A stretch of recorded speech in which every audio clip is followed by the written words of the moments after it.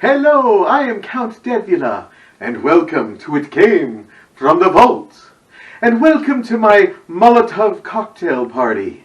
Yes, I've invited a few guests because today Percy has found one from the vault that is absolutely explosive, if you know what I mean.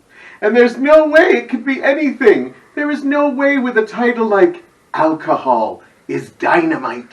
The first thing I thought of was, of course, Molotov cocktails. And maybe a little later I'm going to shove...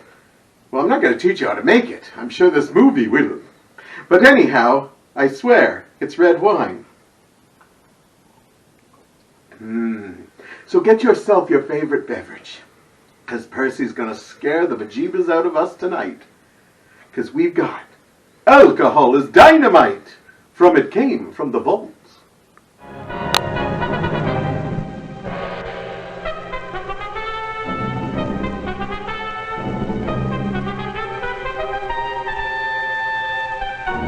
I guess you've seen that sign enough times, haven't you?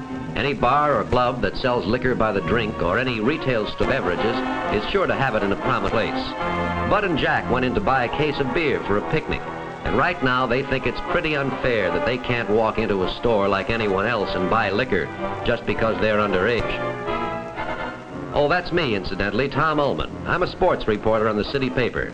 The boys want me to take their money and buy their drinks for them. No deal. Maybe it'd be a good idea if I told them a little something about why that sign is in the window and why they should be glad it is there. For anybody who fools around with this, adult or minor, is playing with dynamite. I decided to tell these boys about Paul, Jim, and Tip. I guess you could say Paul started it all, but it wasn't all his fault, actually. You see, he was just too good a musician for his age. He played in dance bands with older fellows, and they taught him things he'd be better off not knowing. Jim had the richest father in town, and Tip, well, Tip was captain of the basketball team, all state the year before. They saw something funny in the way their friend Paul was acting as soon as he joined them. According to Paul, it's no fun drinking alone. He wants company. The other boys have never tasted liquor before, so they have to be dared into it. That first drink isn't very enjoyable, I can tell you. It burns your insides and it makes your eyes water. Tip refused the drink. He said he was in training and basketball meant too much to him. But that isn't good enough for his friends. He has to be a sport. You'd be surprised at how little it takes to get you tight that first time. That's true with adults, but at high school age, even though your mind seems mature, your body isn't, and alcohol is a violent narcotic.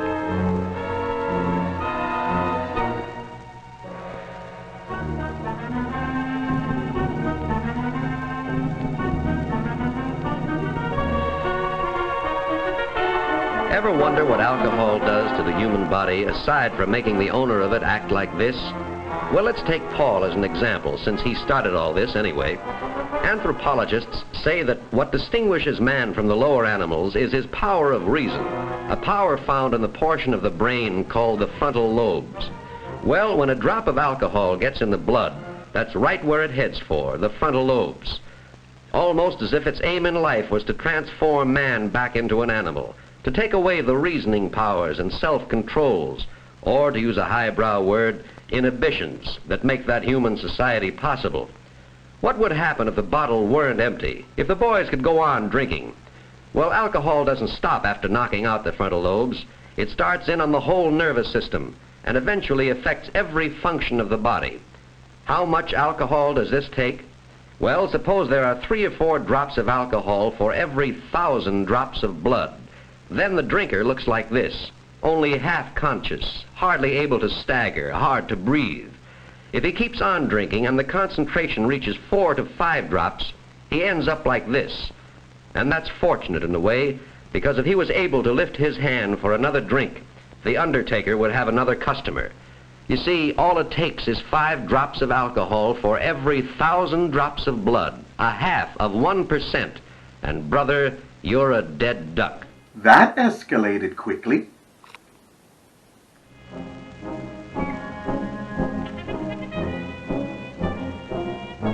Well, that first night was the start. Paul, Jim, and Tip took to drinking together. Jim's father gave him plenty of money, and Jim kept them in liquor.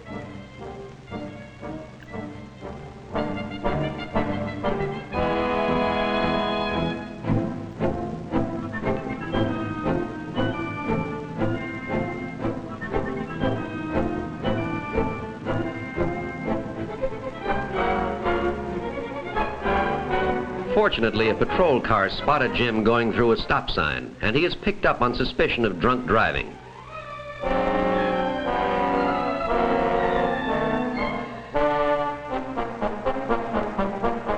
Jim's father was summoned to the station, and because this was Jim's first offense, was successful in having Jim released, following a severe warning. In the meantime, Tip's playing went from bad to worse, and then came a day that Tip would like to forget, but one he'll remember all his life. He was kicked off the basketball team, but his two good friends were there to console him, and they were sure a drink would make him feel better. Well, the alcohol story usually runs to a pattern. Well, I guess Tip should be known as Tipsy from now on. Okay, I've done some evil things in my time, but making fun of a high school kid because he's an alcoholic, that's really low. That's worse than any of the murder or debauchery I've gotten involved with. It's not a horror movie. It's not a horror movie, Percy, and it's a real downer for my party. People have stopped drinking, and they've picked up veggie sticks and V8s. That's not healthy for vampires to go drink vegetable garden drinks. I hope this thing picks up, Percy. I hope it picks up. We'll continue now with Alcohol is Dynamite, when it came from the vaults. The boys were drinking more and more, depending on liquor to get them through the day. Even dates were no fun anymore without a bottle.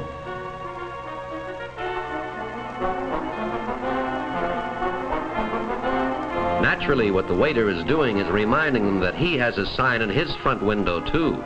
We do not serve liquor to minors. But Jim had thought of that.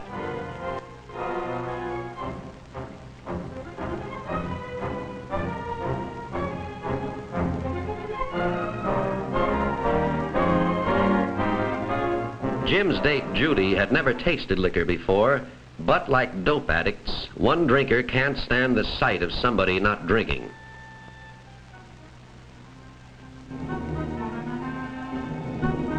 And soon, Judy catches the spirit of the thing.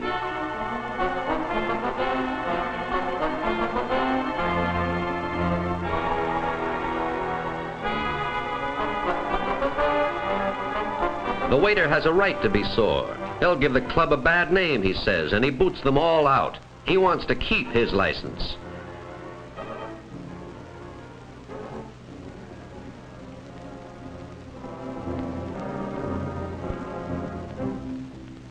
The boys can't understand Judy. Only 2 drinks and look at her. But it's really very simple. Tolerance for alcohol varies from person to person. Judy is one of those on whom it acts like a deadly poison.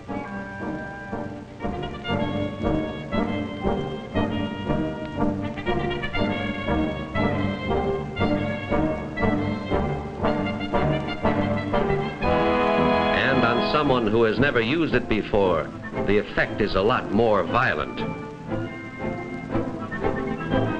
Jim himself is in no shape to drive. Right now he wishes he'd taken just one less drink.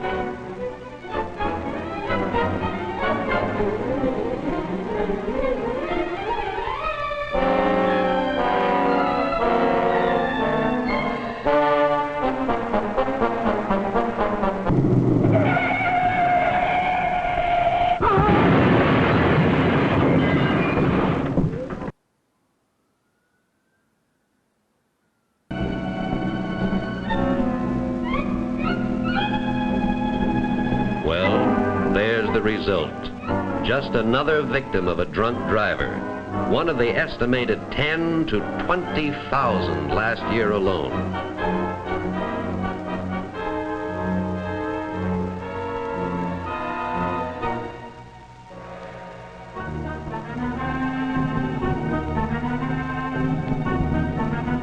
Jim Jim failed a few tests in high school after he started drinking, but he never failed a test as serious as this one.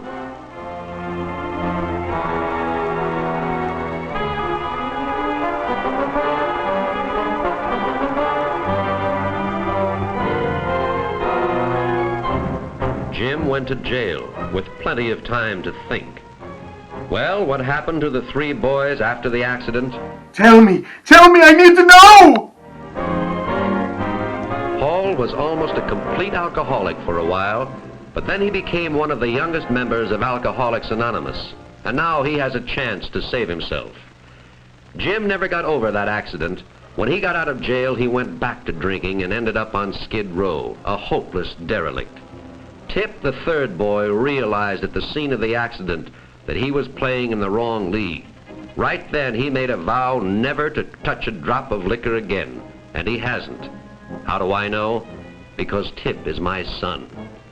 Why did Americans in 1 year spend $2 billion more for liquor than for all education? That's a tough one to answer. When a man can't or thinks he can't measure up, he looks for a crutch, something to help him. He takes a drink. Alcohol deadens the part of the brain that holds his worries and responsibilities, and he thinks it's helping him.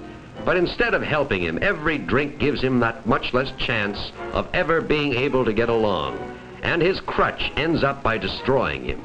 Now, if a mature adult admits his failure as a man or woman by resorting to alcohol, what about the boy or girl who never gives himself a chance to learn to adjust without liquor? He's licked before he starts. So that's why you see that sign in the window, and that's why every boy and girl should be glad that somebody put it there. Because alcohol is dynamite.